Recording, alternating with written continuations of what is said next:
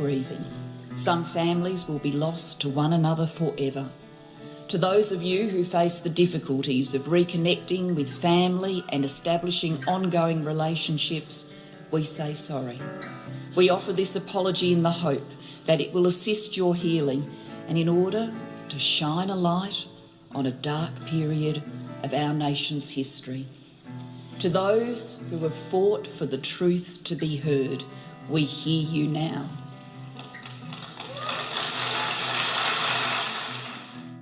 You're listening to Adopt Perspective, a podcast for anyone affected by adoption. I'm one of your hosts, Jo Sparrow. This podcast is a production of Jigsaw Queensland Post-Adoption Support Service. However, the views expressed are those of the people participating, not necessarily Jigsaw Queensland. The podcast discusses adult themes and listener discretion is advised. Welcome to Adopt Perspective. I'm your host, Jo Sparrow. Brendan Watkins was 8 years old when his parents told him that he was adopted.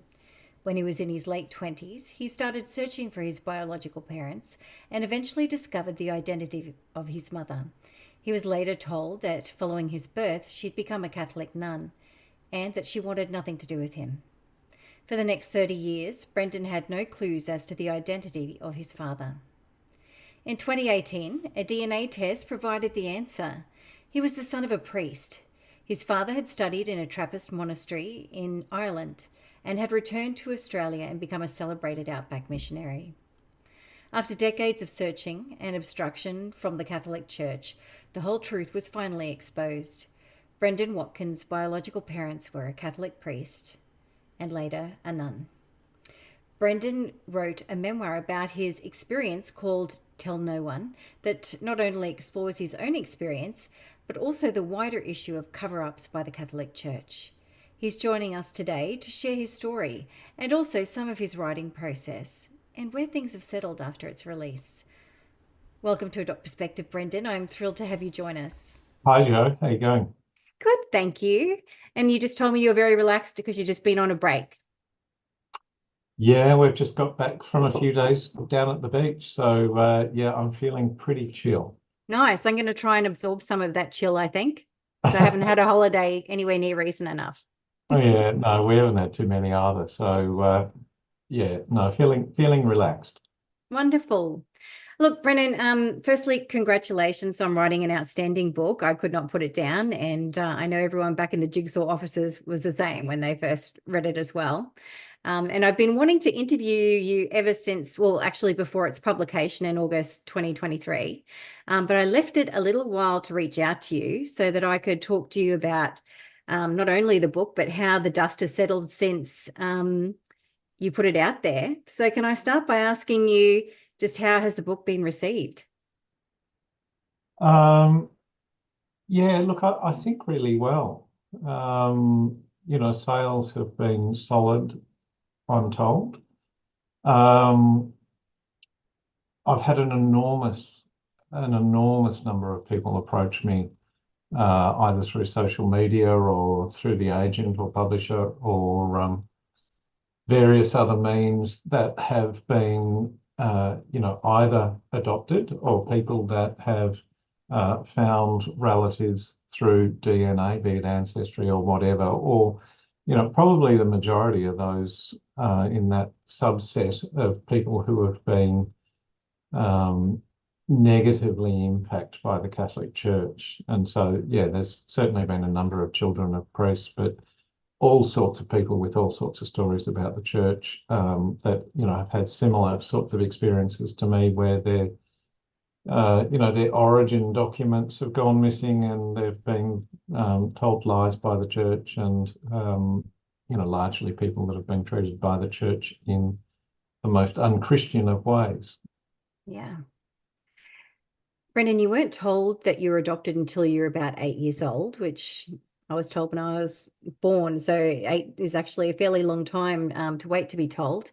I wonder if you could tell us a little about your childhood and how you were impacted by that news. My childhood, my upbringing was fabulous. So I was really fortunate. I had wonderful parents that gave unconditional love right through until their deaths around, the early 2000s. I have a brother, so he's a little older. He's also adopted. And we were sat down, I think after Mass is my recollection, on a Sunday when I was about 8, and told that we were adopted. And for me, it was one of the most monumental days I can ever recall. And, I believe I can recall, everything about the moment, the posters on the wall, the smell that was coming from the kitchen, the roast that was in the oven, what my parents were wearing. My brother, conversely, has no recollection. He thought we always knew. And, from that moment on, we've gone forward where, my brother's not particularly interested about finding out any of his, origin, ancestry stories. And I've always been obsessed. For me, finding out that I was adopted somehow or rather explained some of the things that I think were in my head as a kid.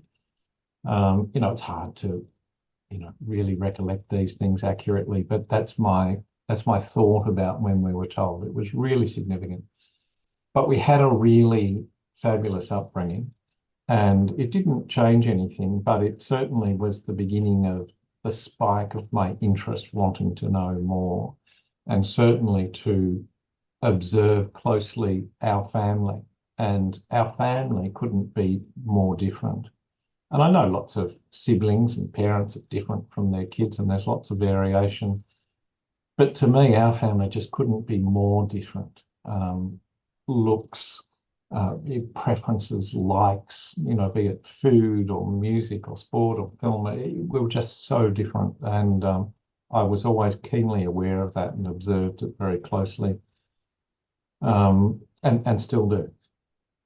Yeah, sounds a lot like my own experience. I think while I was always told I was 5 when that penny really dropped and I understood what adoption meant. And from that moment on, it just became my obsession to want to know where I came from and noticing all of the differences. So it sounds like we had a bit of a similar experience in that way. Yeah, yeah.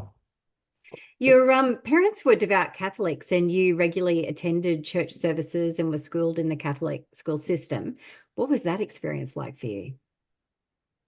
Um, well, I guess being a kid growing through that system, it's only later that you realise the severity of the indoctrination. It's only when you can compare the experience to others. I was a big reader, so I think I read a lot and was reading about other, sorts of upbringings that people had.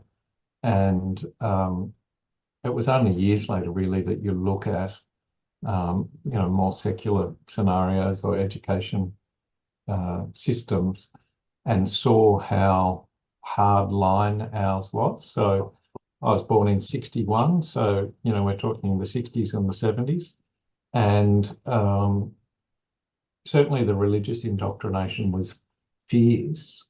And at times, the bastardry at the school was, well, it was horrific. I tell my kids stories about some of the things that went on, and they're just agog at how extreme some of the things were. And certainly, one of my close mates was bashed by a brother, Oh, wow. beaten mercilessly. And there was all sorts of things that went on within the school, within the institution, through the church, that we were very, very much trained around not talking about these things and being silent and, praying and discussion and being open about things was never strongly encouraged. And certainly being adopted and being in a system that in some ways was, a bit like survival of the fittest. You didn't want to have the chink in your armor exposed. And there were some other kids at the school that were adopted, and a couple in particular that really had problems, and everyone knew they were adopted. And uh, one of them poured Moachiel on himself and lit it. And he was adopted. So I certainly didn't want to be identified as one of those. And the other message about adoptees, or given to adoptees in a fairly subtle way, was that you should be grateful. And it was all about showing gratitude. And that was part of the Christian ethos. But showing gratitude meant not asking questions about the adoption. And there was this communication of the notion that you were communicating to your adoptive parents that you weren't grateful for what they were giving you if you asked questions. And so people buried things, they internalized it. And, I think for a lot of kids that struggled with it demonstrated that struggle demonstrated itself in all sorts of antisocial ways further down the track, and there's lots of stats around that confirm that. Yeah, nothing much good grows in the dark, does it? No. What eventually led you to searching for your biological parents?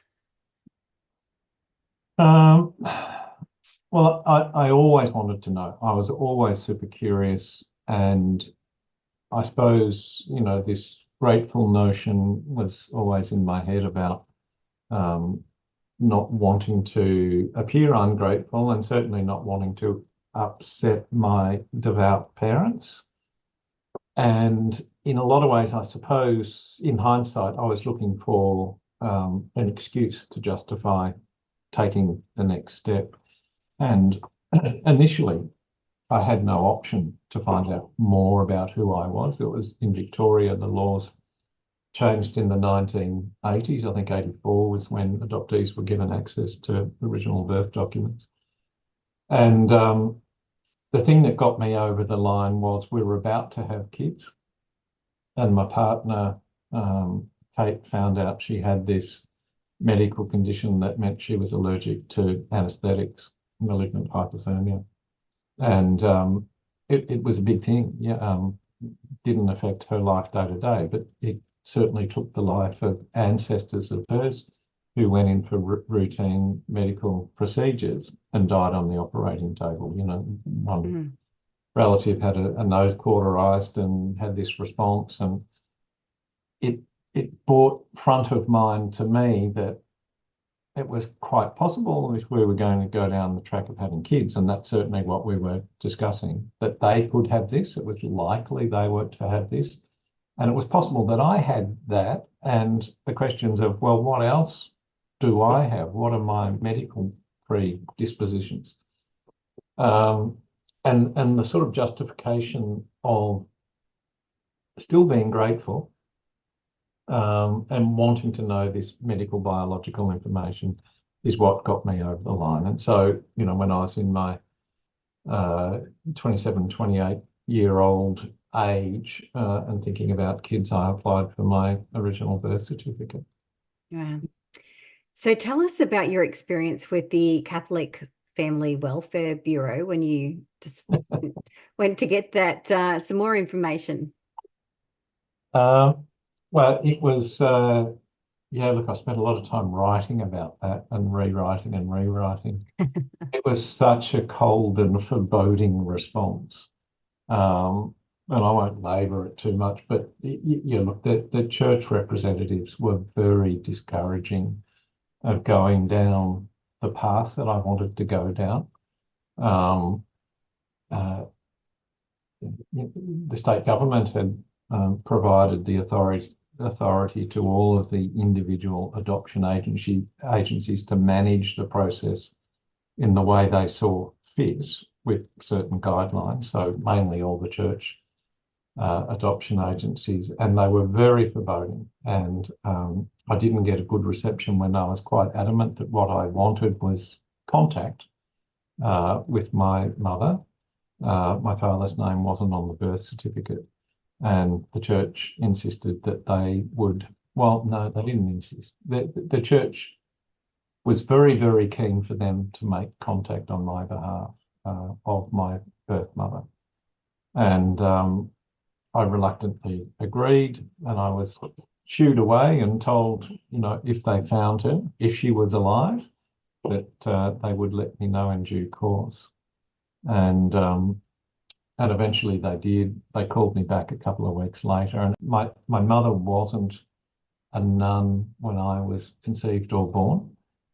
She had been a woman that had entered a convent, but she left, and some years later, it was 2 or 3 years later, she had me, and then fairly quickly after I was born and given up for adoption, she entered another convent and stayed there for 25 years. And she says she did that to pay her penance. It was an act of atonement. And the irony was, I'm sorry if I'm jumping ahead here, but the irony was that, 25 years later, not long after she'd left the convent and resigned, I'd got my birth certificate and made contact, which is the last thing she was expecting, or as it turned out, wanting. Yeah. So your mother's name was Maggie. Hmm. How did she reply when she was contacted? What did you hear back? Well, essentially, I was sat down and told in a very blunt fashion that there would be no contact. She is alive. She's in another state. There'll be no communication. There'll be no meeting. And I need to go home and forget about Maggie forever. Mm-hmm. But you didn't go home and forget about meeting Maggie forever, did you? What happened next? Well, it took weeks. Well, it actually took months, but I had a really legitimate reason to want to get this in the least biological, medical information. I'd explained to the Catholic Family Welfare Bureau the reasons of wanting this information about Kate's issue, and she apparently had passed that on to Maggie, and still there was going to be nothing. And for the first time, it was not only my issue and my right. This is something that was going to affect Kate, and it was going to impact my kids. And I was really angered by it. I thought, what, you don't have that right. In the very least, at least I should be told the medical information. And so I had a name. I knew where she was born. She was 27. That was unusual when I was born for the woman to be 27. The stereotypical scenario was, a teenager or a, 16, 17, 18, 20-year-old. And she was 27, another state, and an unusual name. And so even though the internet hadn't been invented, in the early 1990s, it was possible to get on a tram, as I did, and go into the city and pull out a phone book. And I found that she was the only one in the phone book in New South Wales. And then, of course, I sat home, went home and sweated about it for days on end, and eventually decided to do research around the name, because she was in New South Wales but was from another state, and so was able to get some information through births, deaths and marriages. And to cut a long story short, Kate made a phone call to a sister-in-law who was in South Australia, just trying to gather some facts about this woman, given not that long earlier we'd made contact through the Catholic Family Welfare Bureau and told, essentially go away, forget about her forever. I didn't want to then go immediately back and write or ring. So we spoke to a sister-in-law, and her response was, "Oh, you mean," when Kate was looking for her long-lost friend, "you mean Maggie the nun." Yeah. And mic drop. for years after, I was certain, and the mental picture I had of my mother was this None. Wandering around convents, doing good deeds. And of course, as I alluded to earlier, she had actually resigned not long after that contact had been made, but she'd done her 25 years penance. And I just sat back and wondered for some length of time about what the next step should be. And of course, we were in the throes of going ahead. We were late 20s, early 30s, and we're doing a fair bit of travel, and then we had the kids, and I, tried to do the right thing and put it to one side. But of course, particularly when you have kids, it's almost impossible, or I found it absolutely impossible, to put to one side the ancestry and who they're like, and of course still these medical issues. Yeah.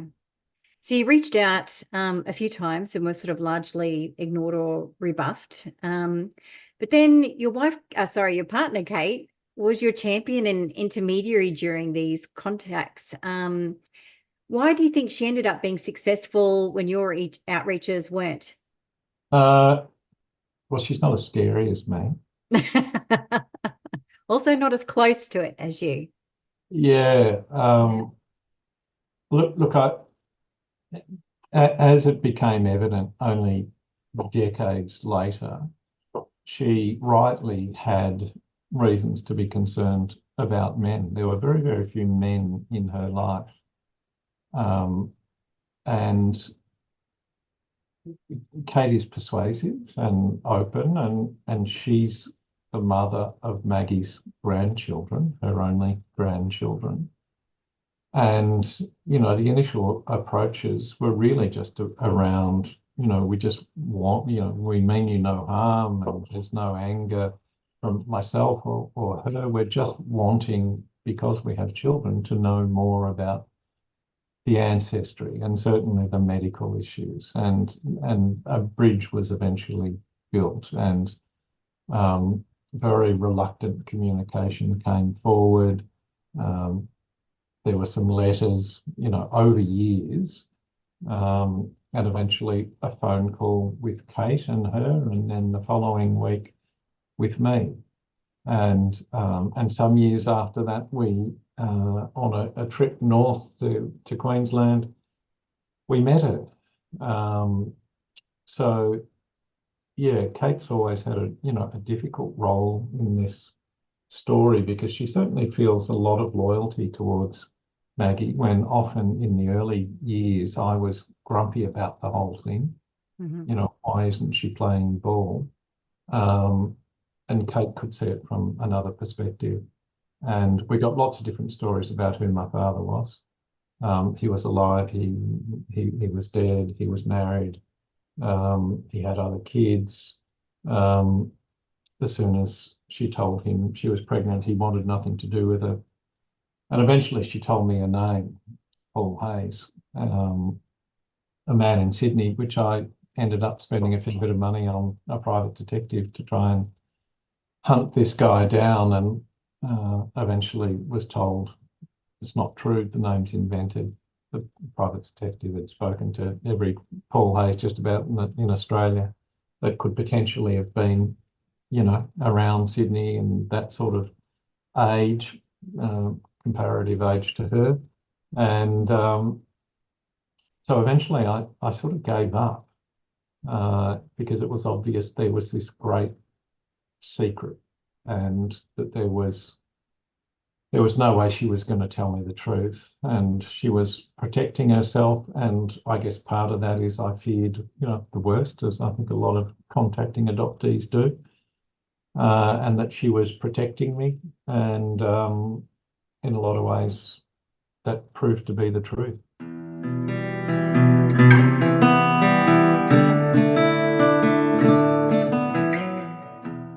You did eventually find out the name of your father. How did that happen?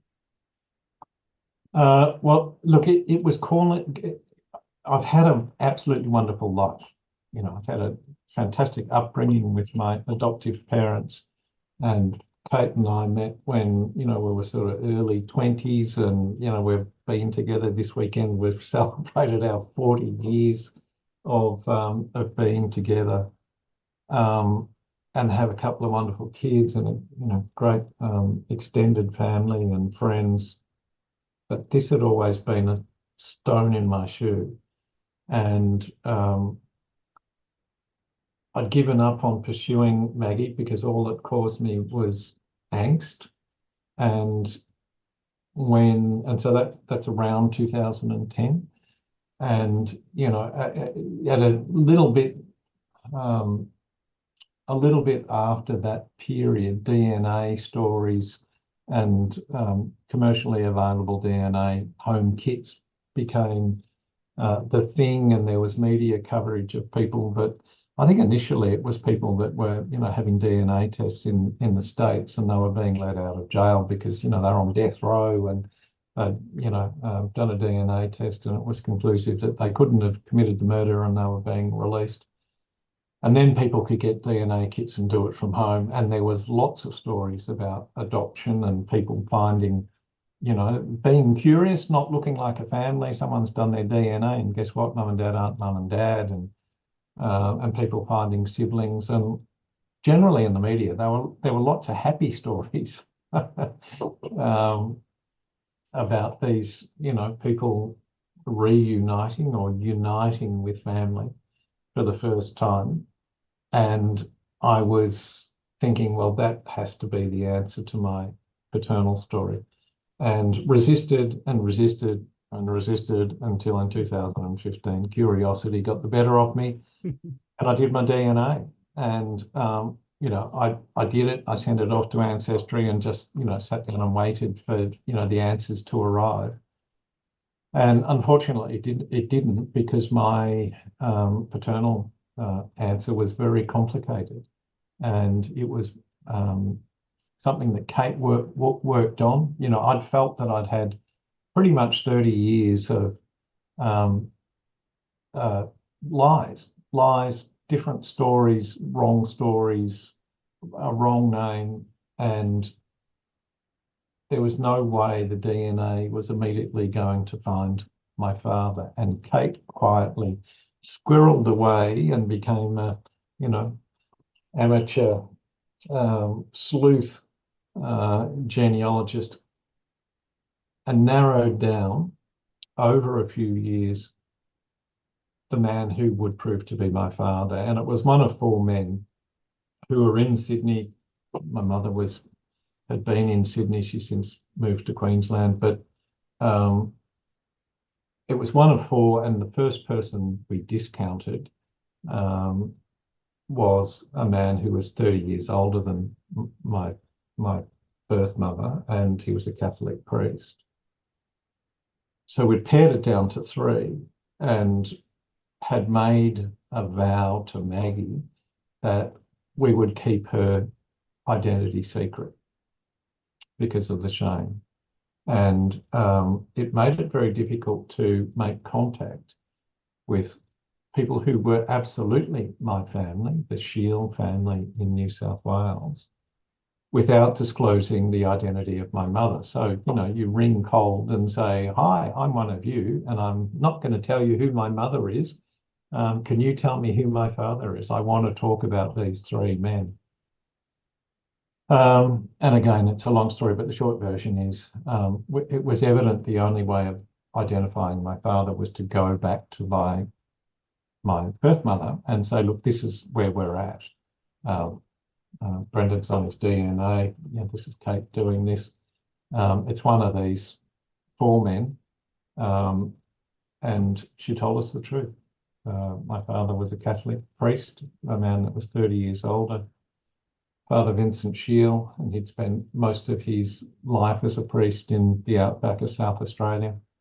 And they had met when he was working in South Australia, and met her when she was just a teenager of 14, 15. And they'd remained close right through to his death in 1992 in Sydney. And in fact, they were living under the same roof after she resigned as being a nun. They moved in together, and had a relationship of sorts, even though the more I dug and the more I found out, it was in the very least spiritual abuse. And there was, I learned a lot about the stereotypes of children of priests, and I'm probably jumping ahead again, but it was a very complicated relationship, and even, relationship is the wrong word. Yeah. Well, there's so much in there, and I don't want to give too much away because I'm hoping a lot of people pick up the book and read it, because we're not going to be able to do justice to it in this small conversation today. And it's so beautifully written that I think it's a much better way to explore your story. But can I just say how envious I am that you had a Kate to do all of your ancestry DNA stuff, because I find it like accounting or math. I hate it. I don't understand it. And I often wonder whether adopted people actually have an anxiety that comes with doing that exploration also, that suddenly makes it even more confusing, because I really start to get rattled when I go into my DNA and, my highest match is like 340 centimorgans, like a second cousin or first cousin. So it's not an easy route to go down. So yay, Kate. Yeah, look, she was amazing. There's no way any of this would have happened without her. She had made contact and had this supportive relationship with Maggie, for 30 years. And there's no way I could have done the DNA. She's incredibly persistent and meticulous. But yeah, I think what you said, there's a certain anxiety, I think, for adoptees to nut out those ancestors through agencies like Ancestry. But I found myself getting really angry with it, because I was thinking, this is so unfair. Why do I have to do this? Why has the whole thing been made so difficult? Why has the church, that purports itself to be, all caring and loving and helping, be absolutely of no use? And why do I have to do this? Why do I have to spend, it was 3 years until we identified my father. And, I felt it was so wrong that we had to conceal Maggie's identity. And it makes you feel like an object of shame. Yeah. It makes you feel complicit. There was a lie that sort of is in my family tree about my existence. And when it's told around me or told to people in front of me, it makes me feel complicit in it. And that really winds me up. Yeah. And even having written it and making it public, by far the overwhelming sense is, thank God that's out in the open. But there is a flip side to it. There is, there is a downside, and there's people that are hurt by it.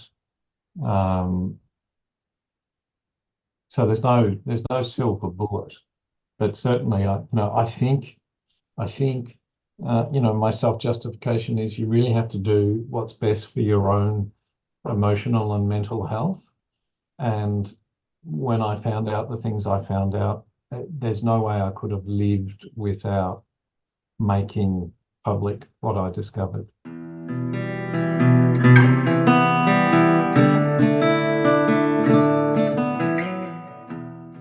So one of the things that we as adopted people must often confront when searching and reuniting is processing the sometimes challenging or tragic discoveries that we make about our families or the circumstances of our conception and birth.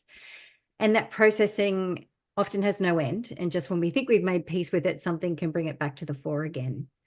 The fact that you've published a successful book that has garnered a lot of media attention, which is something you desire as an author, I imagine could also be a double-edged sword, as it keeps you having to talk about your experience. And, air quotes, the scandalous nature of the story might attract journalists who view it quite superficially. How has navigating that media attention been for you?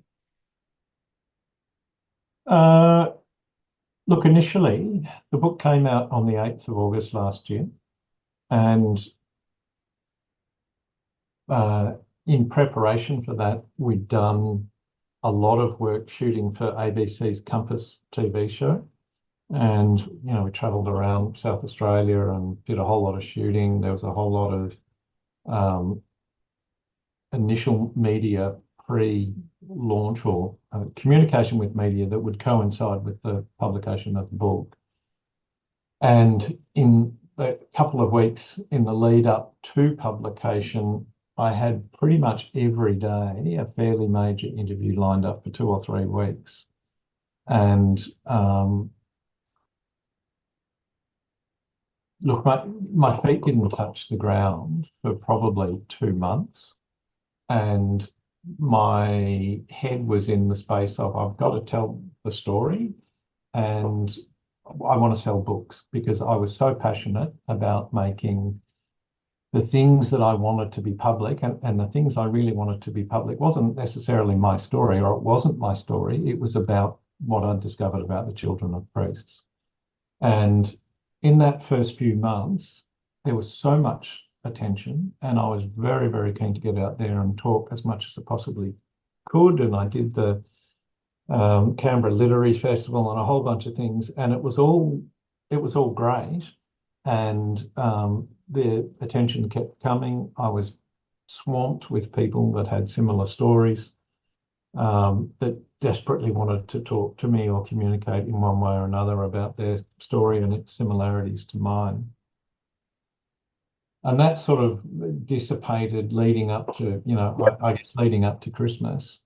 And I've done a few podcasts since then, and still there's communication going on with a few people that have made contact, and another Children of Priest organisation.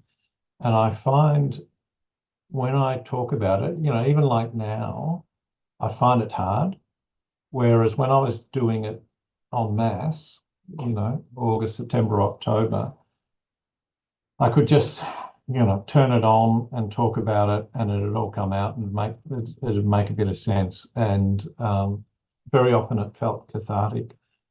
But now I very much feel that, I've done my bit in the media, and, I've talked about it enough. I've got a website where there's a huge amount of resources and media that I've done. So if there's people that want to find out more about my story, they can get to it. But my sense is I want to limit constantly going back. Some of the stuff is triggering. And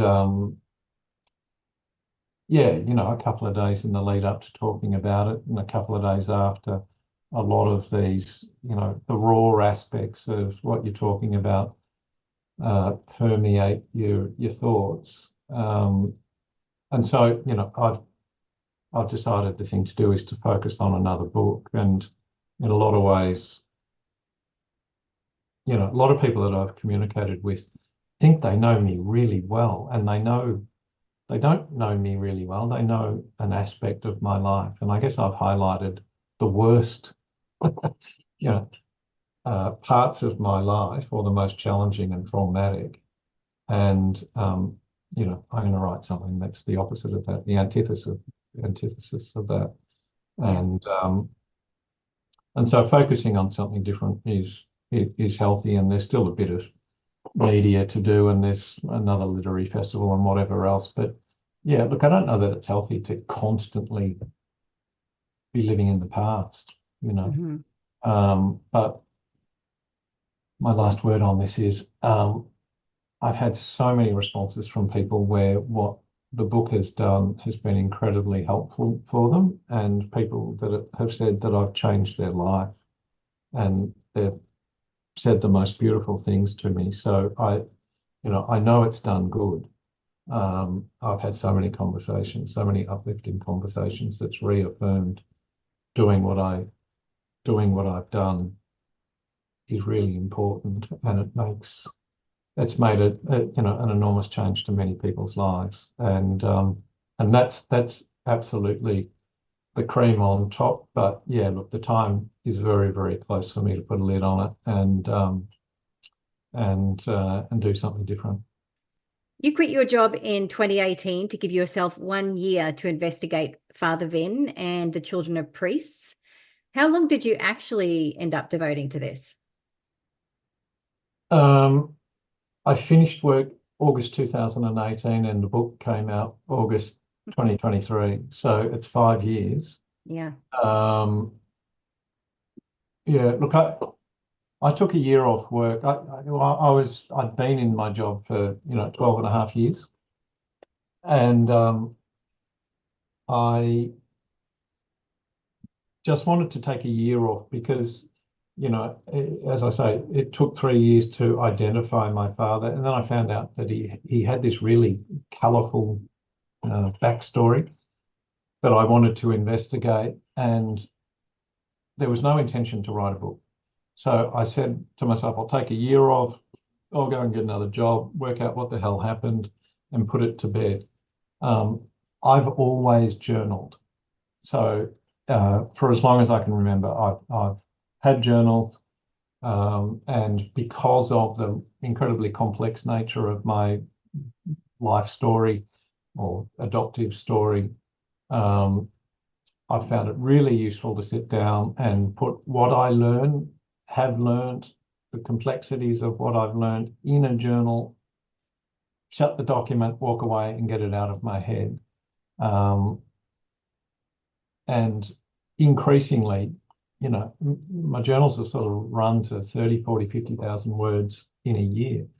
And I wanted to take this year off at the end of 2018, find out everything I could find out about my ancestry and put it to bed. And it was only towards the end of that year that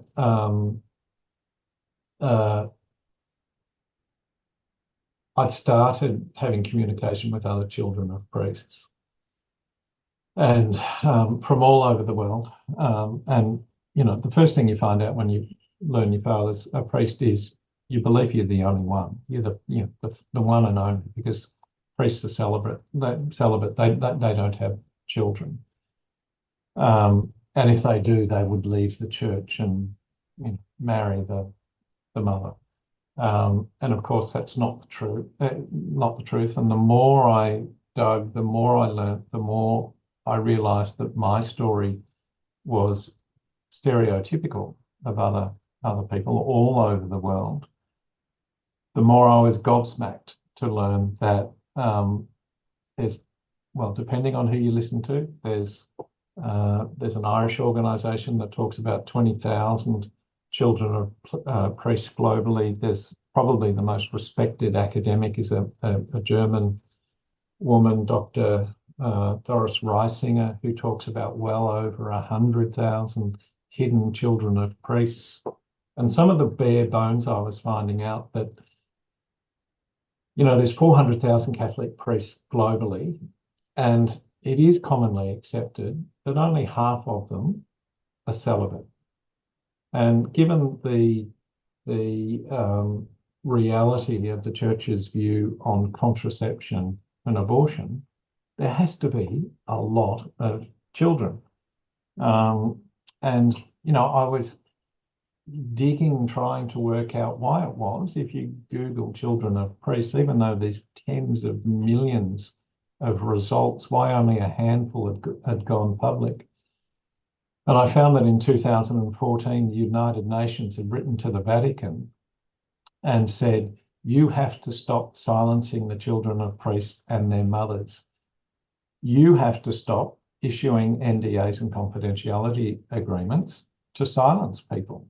And all of a sudden it made sense. Oh, that's why you never hear from children of priests, because if there's over 100,000, they've all been gagged by the church. Yeah. And the UN had given the church until 2017 to, make formal comment on these recommendations. There were, half a dozen specifically that dealt with the children of priests, and the Vatican's never replied to it. And I was looking for academic research on the children of priests, and one had begun in London. A woman by the name of Sarah Thomas, who was the child of a priest, and she'd, in her pre-conclusion of the PhD, was talking about some of the things that she'd discovered, and probably the most stunning was that 56% of the children of priests had attempted suicide or had suicidal ideation. And for one reason or another, that PhD was never concluded and her surveys were never made public. But the more people I spoke to and the more people that had similar stories to this, the more I felt this had to be made public. And there wasn't another book out there like mine that put all of these jigsaw pieces together. And that's essentially what the last third of my book is. And I felt an obligation to the children who, like me, had this astounding, shameful secret, but equally, and maybe even more so, for the mothers, because the mothers were the primary victim. In many ways, the secondary victim are the children. And the mothers, like my mother, had had a lifetime of coercion and spiritual abuse. Her scenario of a much older priest is the norm. And as well as this spiritual abuse, very often there's all sorts of other horrid scenarios that explain a pregnant woman.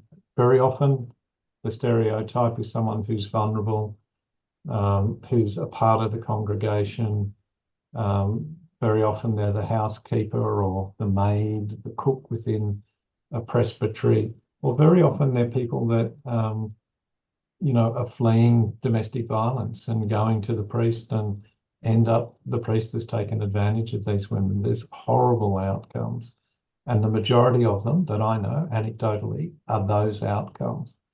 And I just felt I had an enormous obligation to make it public, firstly for the mothers, the primary victims of this abuse, and all of the other thousands of children.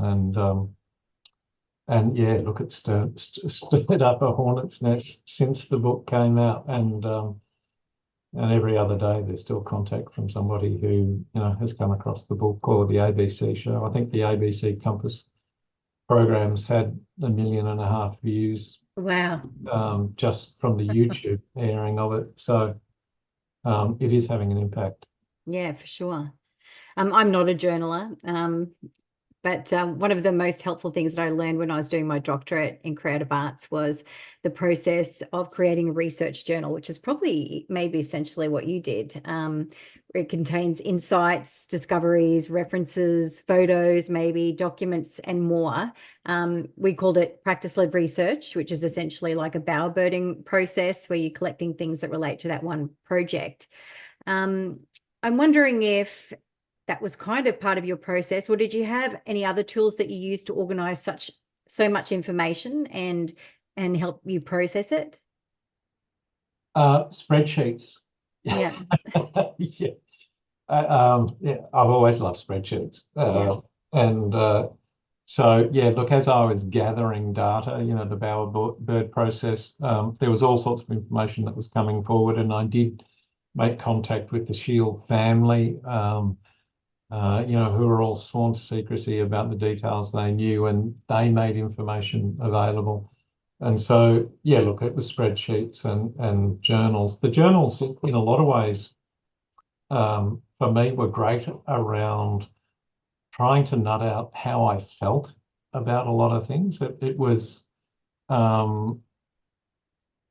you can pour out the sort of anger and frustration, and then go back to something, days or weeks later, and be a little more logical and rational about what you've discovered and what it means, and to piece together, the struggle to sort of find a logical response to what you've discovered. And I've included, anonymously, a lot of other, people that I've spoken to and their stories and how they've felt about things. It's been fascinating talking to other children of priests and working out, there's this new organisation that's seemingly being formed at the moment. And it's fascinating talking to people about what you want to put to bed this issue.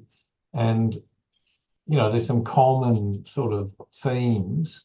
And, a lot of people want the church to compensate them financially. A lot of people want formal recognition by way of a letter of apology from the church, or they want their name changed, or they want their birth certificate changed.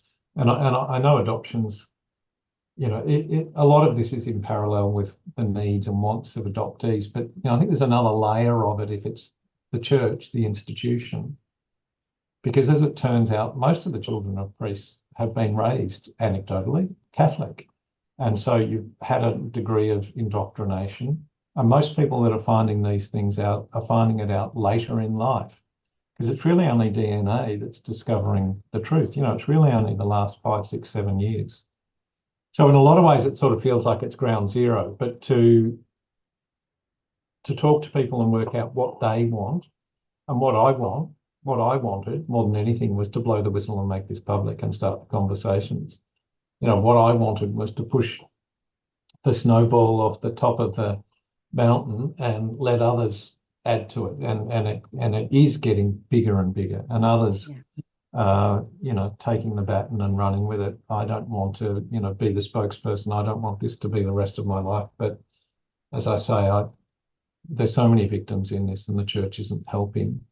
And I know going public is doing good, and I absolutely needed to put it all in writing and take it to a publisher and get the attention that I did, and hopefully it'll live on, for a long time, and that people can use the things I've discovered as a resource. Yeah, you sure did blow that whistle nice and loud. Yeah. We're starting to run out of time, but I've got 2 more questions that I just have to ask. As you mentioned earlier, Father Vin was actually a very interesting guy, and you were given what I would call for a writer an incredible gift of resources that belonged to him or once belonged to him. Could you tell us about that? Yeah, well, since the Royal Commission into institutional abuse of children, the Catholic Church sent up an arm's length, supposedly secular department called Professional Standards. And I think they're going through a rebadging exercise at the moment. Don't quote me on that, but they do often change names and locations and representatives. But the contact I had for Professional Standards, because my father was long dead, was able to give me information about my father through church records. And she's a wonderful person who no longer works for the church. Surprise, surprise. Made information available, and in our ongoing discussions, I said, "Can I see the letter? I just want to see his handwriting. You've got photos. Can I see photos? And it turned out the church had hundreds, 300 letters that he'd written, all back and forth from the church to him and whatnot. And he'd done a lot of international travel and whatnot. And with her support, not through the support of the church, but through her support, and she's not Catholic, convinced the church that they should make the information available to me, and they did. And that's a rarity. So I'm grateful to the local bishop that stuck his neck out and made that available to me. And it was it was a treasure trove of information that allowed me to trace specific times in his life where he was, and to also piece together the connection he had to my birth mother, but as I say, did extend for decades. So have I answered the question? I think you have, yeah. And because that was one of the things I found so interesting and surprising actually about your memoir, because with creative nonfiction and memoir, you have a little bit of rope, I guess, with which to write. It's not just pure biographical writing. You can be a bit creative in how you tell a story. And some of the chapters are written in the memoir from Father Vin's point of view in an omniscient third-person voice. How did you arrive at that decision to include those chapters written the way they were? Well, I was doing a lot of reading I was trying to find books that were written around the era he was there. So his diocese was from Broken Hill to Port Augusta. So apparently it's, for the era, it was the second largest diocese in the world. And he had a combi. And it's a fairly, well, it's an amazing landscape out there. It's the most desolate landscape I've ever seen. And essentially he just, slowly chugged along and dealt with parishioners and stations and mining towns and people that were working on the railways for decades. And I did reading that spoke about that part of the world and from that era, and it was very evocative. And I didn't, look at, I got a lot of help early on. So I worked with Sian Pryor, who is a great writer and written a couple of memoirs. And, I think it was her suggestion as an exercise to write some chapters in his eyes, because these letters were so evocative of where he was and the temperature and the desert and combi vans breaking down in the middle of nowhere. And some of them stuck. I wrote a lot of them, and I think in the book there's 4 or 5 of key moments in his life of what I imagined occurred. So yeah, look, it was a good device. The last thing I wanted to do was, chronological from day dot to, current. And so to have a non-chronological order made sense, but people have liked the chapters in his eyes that go back to the sort of 50s and 60s. And he did most of his study in a Trappist monastery in Ireland, and spent time in New York City. And it was too tempting having those letters and those places and eras not to make use of them for the book, which I think breaks it up a bit.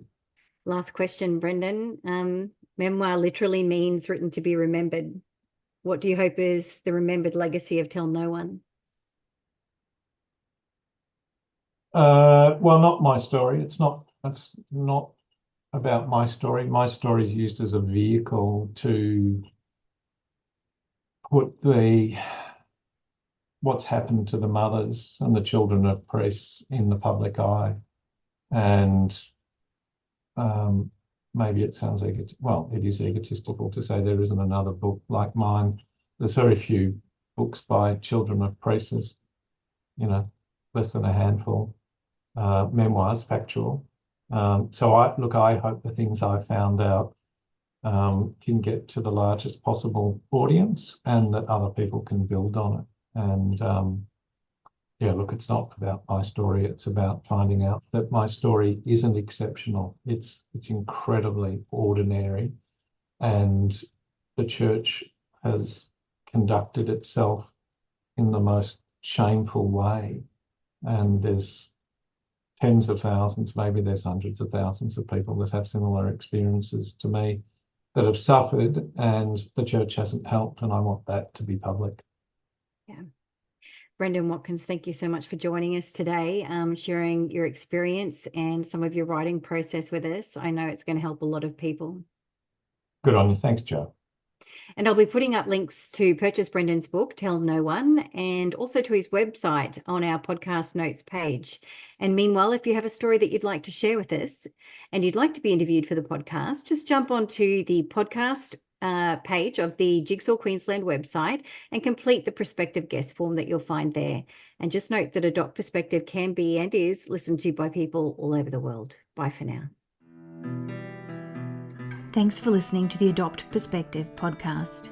If you'd like to find out more, go to the podcast page on www.jigsawqueensland.com, and you'll find a wealth of information and resources on the website. If you reside in Queensland, you can reach Jigsaw Queensland's Forced Adoption Support Service on toll-free 1800 21 03 13, or you can call Jigsaw on 07 33 58 6666. If you live in another state of Australia, you can still call the Forced Adoption Support Service number, and your call will be answered by the Forced Adoption Support Service in the state that you're calling from. In every other state, Relationships Australia operates this service. A big thank you to Matt Sparrow for composing and recording our original theme music. Until next time, I'm Jo Sparrow saying farewell from Adopt Perspective, a podcast for anyone affected by adoption.